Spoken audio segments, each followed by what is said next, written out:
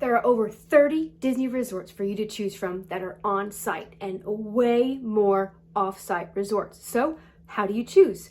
I break it down into 4 different areas to help you narrow down your choice. I'm Terry with Creating the Magic, and let's go.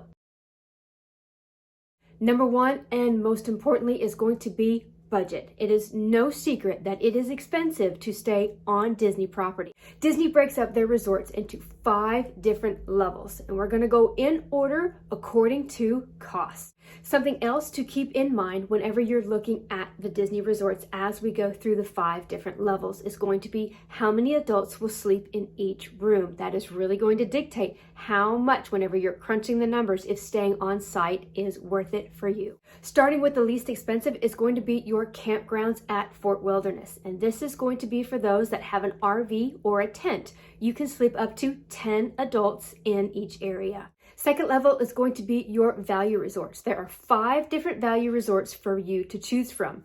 In the value resorts, the majority of them can only sleep up 4 adults per room. The Art of Animation is the only value resort that does have rooms that can sleep up to 6 adults. Third level of resorts is going to be your moderate resorts. There are 5 different moderate resorts for you to choose from.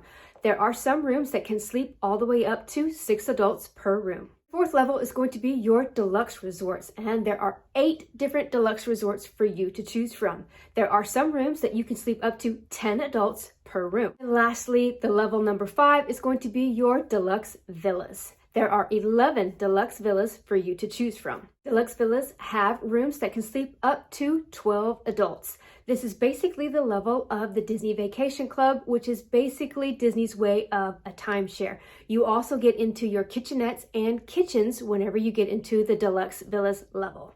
You can still book the deluxe villas level even if you are not a Disney Vacation member. Next up are your perks and amenities for staying at a Disney resort. At the time of filming this, it is early 2021, and the perks for staying on site are either being reworked or things are not available just yet. But these are the following things that you normally get for staying at a Disney resort. On-site guests get an opportunity at what is called extra magic hours, and this is where you are able to get in early or stay later in a park after everybody else is gone. You also get a head start at choosing your fast passes, and this is going to be 60 days prior to your vacation. Also with this, if you're staying on site, you are able to pick all of your fast passes for your vacation starting on that first day. You have the opportunity to add what is called the Disney Dining Plan, and there are different levels for this whenever it becomes available, and you are able to prepay for all of your dining for your entire trip.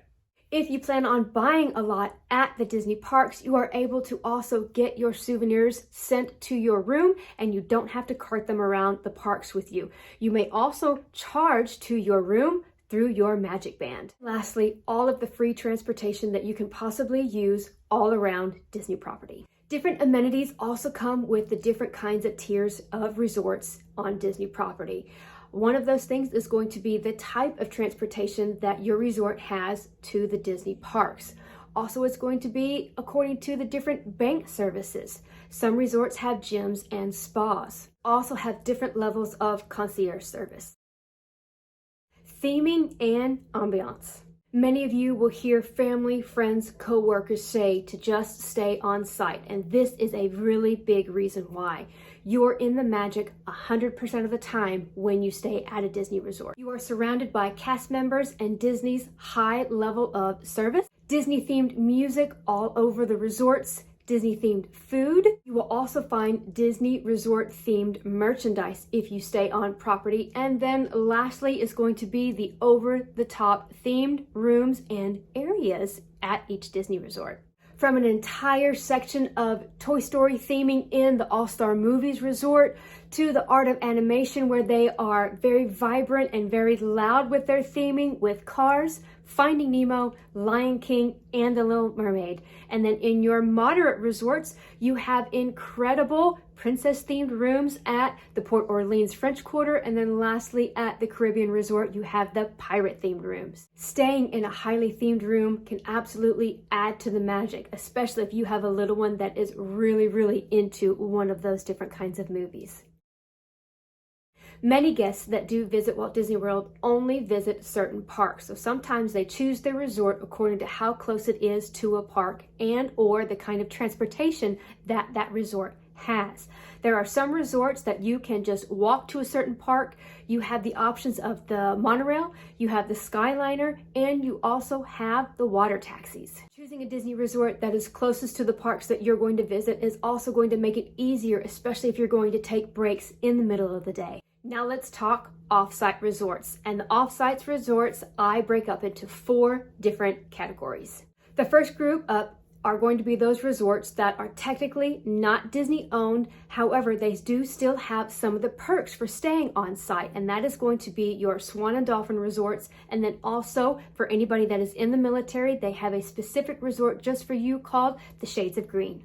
I do have a video on military discounts and a very light overview of Shades of Green. I will leave that linked up here if you would like to check it out. Category number 2 is going to be those resorts that are in the Disney Springs area.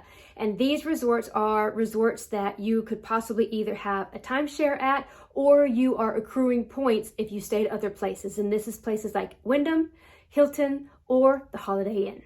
In order for a hotel to be considered by Disney a good neighbor hotel, it must meet a very high standard of quality. And these hotels must have standard rooms, suite style rooms, and also villa style rooms. They must also have access to anything that is Disney related, that is going to be for park tickets and things like that. And then also they must offer transportation to the parks, and some of those resorts may have a fee. And then the last category, number 4, is going to be just staying at a hotel or a resort that is around the area or an Airbnb.